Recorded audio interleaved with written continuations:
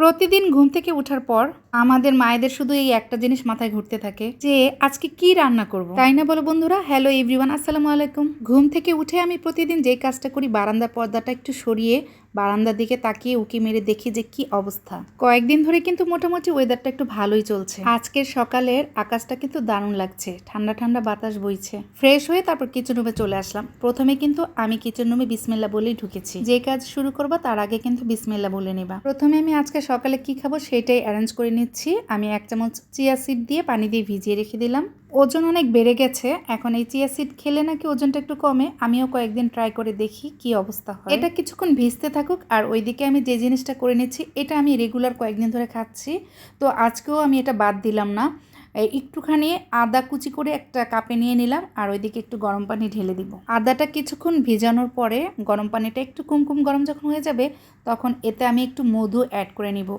আমি প্রতিদিন সকালে কন্টিনিউ কয়েকদিন ধরে এই আদা কুচি আর মধু দিয়ে কুমকুম গরম পানিটা খেয়ে নিচ্ছি। এটা নাকি শরীরের জন্য অনেক উপকার, অনেকগুলো রোগ থেকে মুক্তি পাওয়া যায়।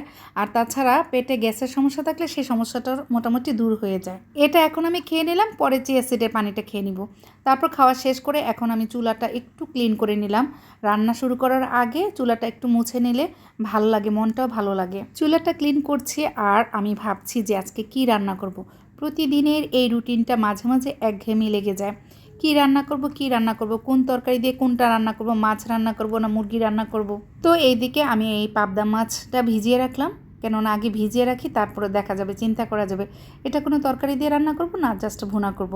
তো এই তো মাছটা ভিজিয়ে রেখে দিলাম। আর এইদিকে আমি পালং শাক নিয়ে আসছিলাম আগের দিন, সেই পালং শাকটা গুছিয়ে রেখে দিয়েছিলাম, তো আজকে ধুয়ে এটা রান্না করে নিব। রান্নাঘরে আসলে রান্না করতে কিন্তু তেমন একটা সময় লাগে না, আদার জিনিসগুলো গোছাতে অনেকটা যা সময় লেগে যায়। আর আমার বাসায় যেহেতু ছোট বাচ্চাদের কোনো ঝামেলা নাই, বড় মানুষ আমরা দুইজন, তো সেহেতু আমাদের কাজকর্ম করতে তেমন একটা সমস্যা হয় না। ঝটপট করে যখনই মনে করি একদম অল্প সময়ের মধ্যে যে ঝট করে রান্না করে ফেলি। তবে রান্না করতে একটু লেট হয় কেন জানো? ওই যে আমরা ভিডিও করি, যেহেতু আমরা ভিডিও বানাই সেহেতু আমাদের রান্নার ভিডিওটা করতে গেলে আমাদের অনেকটা সময় চলে যায়। আর এক হাতে ভিডিও করলে এবং রান্না করলে তো অনেক সমস্যা। আর আমার ম্যাক্সিমাম সব ভিডিওই মোটামুটি আমি নিজের হাতেই করি, তো সেই ক্ষেত্রে রান্না করার ভিডিও করতে গেলে অনেকটা সময় চলে যায়। যারা একা একা ভিডিও করো আর রান্না করো তারা আমার প্রবলেমটা বুঝতে পারবা। আমি একবার স্ট্যান্ডের মধ্যে রাখি মোবাইলটা, এক সাইড থেকে শ্যুটটা করি, আবার মোবাইল ওখান থেকে খুলে আবার আরেকটা জায়গায় রেখে শ্যুট করি।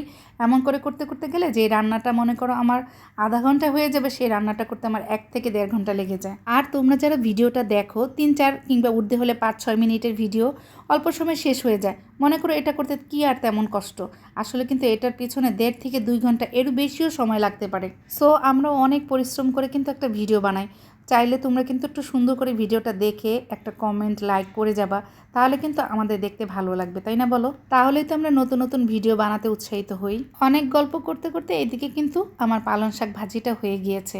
পালং শাক ভাজি করতে তেমন একটা সময় লাগে না, জাস্ট এটাকে ধুতেই যায় সময় লাগে, আর কাটতে যতটুকু সময় লাগে। এখন আমি এটাকে সুন্দরভাবে একটা বাটিতে ডেকোরেশন করে নিলাম। তারপর হচ্ছে আমি পাবদা মাছটা ভেজে নিচ্ছি। অনেকে কিন্তু পাবদা মাছ কোনো তরকারি দিয়ে রান্না করে খায়, বাট আমি কিন্তু সব সময় পাবদা মাছটা এরকম ভেজে দো পেঁয়াজি করি। দো পেঁয়াজি মানে হচ্ছে পেঁয়াজ দিয়ে সুন্দর করে ভুনা ভুনা করি।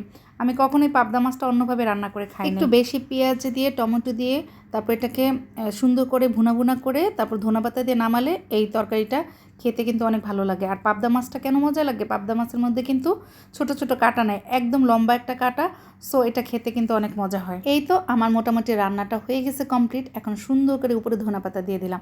দেখো ধনেপাতা দেওয়ার পরেই তরকারির কালারটা কেমন সুন্দর হয়ে গেল।